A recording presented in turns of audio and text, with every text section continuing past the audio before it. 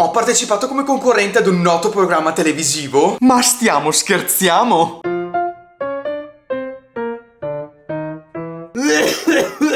Oggi voglio condividere con voi la mia primissima esperienza in televisione. Ancora non ci credo, ve lo giuro. Ma prima, sono Mattia Malengo, 26 anni, vengo da Padova e sono un content creator. Che cosa faccio? Mi piace intrattenere raccontando le mie esperienze e regalare con i miei video qualche sorriso e risata. Questo video, che state vedendo adesso, è stato pubblicato esattamente un giorno dopo la messa in onda della puntata del programma televisivo a cui ho partecipato. Il programma televisivo in questione è Ciao Darwin! Matti, sono tutti matti. Uno dei miei preferiti.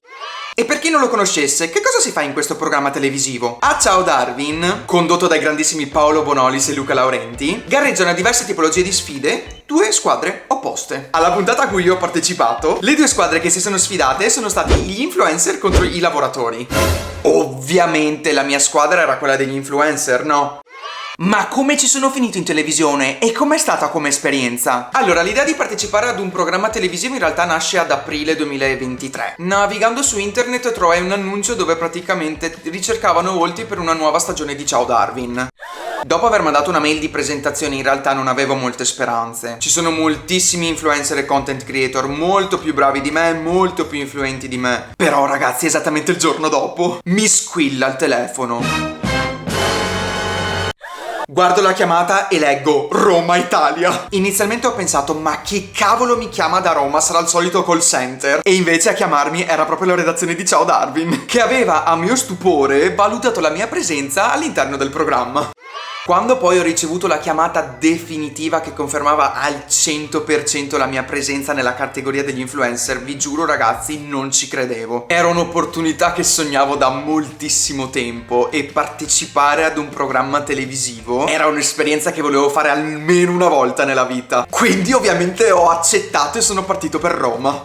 Sono partito esattamente un mese dopo la chiamata e vi giuro ragazzi sono partito super eccitato ma anche super nervoso. Era la mia primissima volta e non volevo letteralmente deludere nessuno. Il giorno delle prove, quindi il giorno prima della registrazione della puntata, ho conosciuto la mia squadra. Qualcuno di loro già li seguivo online e Ciao Darwin è stata l'opportunità perfetta per conoscerci anche dal vivo. Devo dire tutti molto simpatici e disponibili. Ma ragazzi, ricordo ancora la mia faccia la primissima volta che ho visto la scenografia in studio e quando ho visto il mio numero, il numero 18. Anche la redazione di Ciao Darwin è stata molto disponibile perché comunque tenete conto che in totale eravamo due squadre da 50, quindi 100 persone, quindi un numero importante. Paolo Bonolis ha confermato quello che pensavo, un professionista che ha cercato di metterci fin da subito a nostro agio, ricordandoci appunto che in primis la cosa più importante era quella di divertirsi, ma non solo lui in realtà, tutta la redazione di Ciao Darwin. Professionisti lo sono stati anche Laurenti, Sonia Bruganelli, Roberto Cenci, ballerini, insomma tutto il team. Per tutta la durata della puntata sono stato naturale e ironico. Due qualità che fanno da sempre parte di me e voi lo sapete benissimo. E spero che molti di voi abbiano apprezzato. Non sono un personaggio televisivo e per me era la mia primissima volta, ripeto. Quindi un po' di ansia da prestazione ci sta. Chi ha visto la puntata in diretta avrà notato che ho avuto anche l'opportunità di presentarmi. Quando è uscito il mio numero, vi giuro ragazzi, non avevo neanche realizzato che dovevo parlare. E avevo il cuore a 1000, però alla fine ci sono riuscito. È stato divertente sia per me e spero anche per voi da casa.